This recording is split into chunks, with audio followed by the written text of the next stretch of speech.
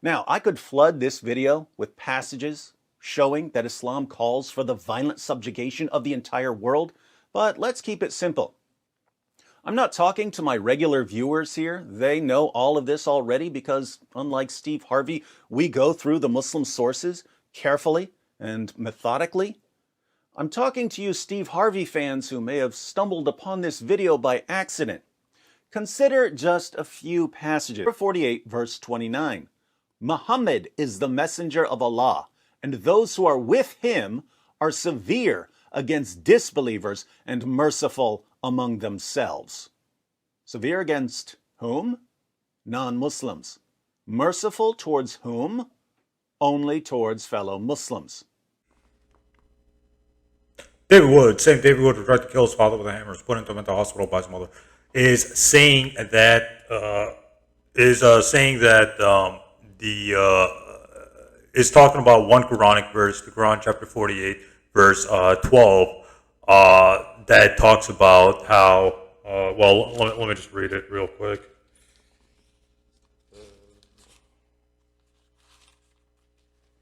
It says, basically, he criticizes this verse. The verse is saying, Muhammad is the messenger of God. Those who are with him are harsh against the disbelievers, merciful to one another. So basically, David Wood is criticizing this verse, saying Muslims are good to other Muslims, but they're hard against non-Muslims or disbelievers in Islam, or they oppose disbelievers or rude or harsh towards disbelievers.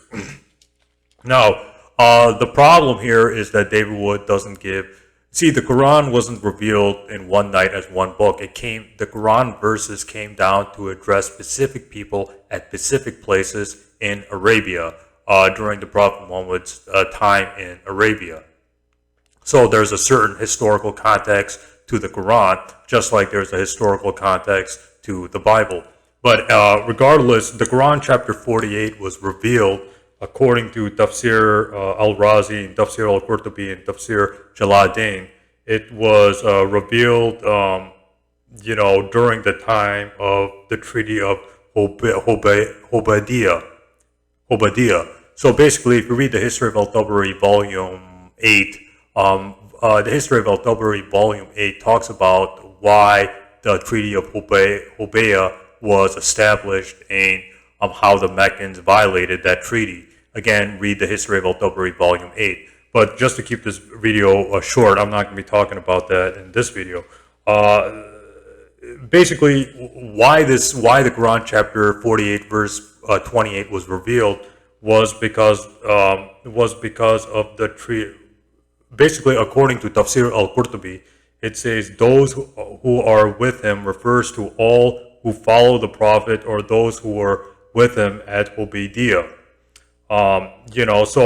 According to Tafsir al-Qurtubi. So basically, in order to understand why the Quran verses were revealed at specific times in Arabia, we have to read the tafsirs, or we have to read the commentaries, what the commentaries say.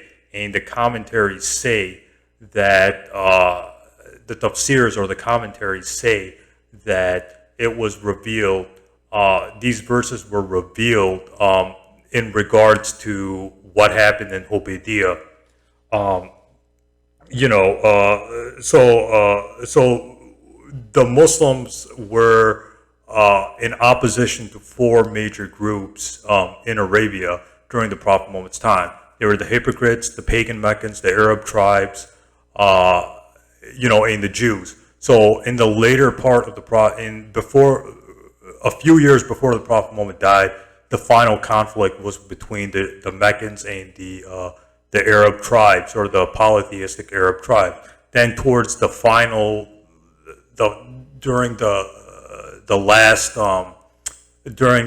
last few years of the Prophet Muhammad, later on the conflict arose because of the Roman Christians who were going to attack the Muslims. So there was still some opposition left.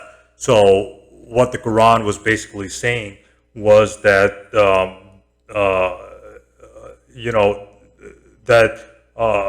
the Quran is basically saying that follow the Prophet Muhammad during the time of the Hudaybiyah and be harsh against the disbelievers at the time of Obadiah.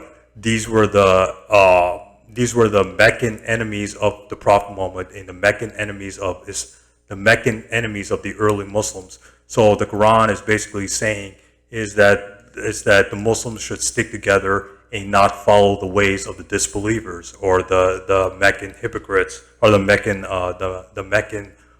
enemies of Islam. According to tafsir al-Qurtubi, according to tafsir ibn Kathir, it says that they are harsh against the disbelievers implies that they never relent in their opposition to them and fight them when necessary. So basically, Islam does not have a turn the other cheek type of mentality like the New Testament has. Islam basically says you can stand up for your own rights, which is a reasonable teaching. You can stand up for your own rights and you can fight back against people who are fighting you. So that's the whole context of how this came about. Was the treaty was in Obadiah, which was a city in Mecca, or a place in Mecca, where the Meccans were violating, or the Meccans were causing some conflict in the early Muslim community. So in order for the Muslim community to stay firm, that verse was revealed. That verse wasn't revealed to smear or to insult the non-believers or disbelievers in Islam. Basically, Islam is basically saying, or the Quranic verse is basically saying that the Muslims should stick together and not let the disbelievers harm them or do anything, or let the disbelievers cause some problems to the Muslims. So basically, that the verse harsh against the disbelievers implies that they never relent in their opposition to them and fight them when necessary. So fighting them when necessary means that Muslims just can't fight them because they disbelieve in Islam.